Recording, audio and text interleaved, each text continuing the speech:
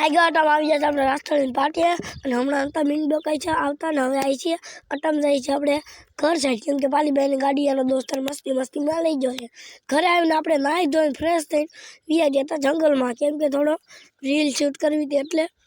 પછી ત્યાંથી તમે જો આવો થોડો સારો થોડો વ્યૂ આવે છે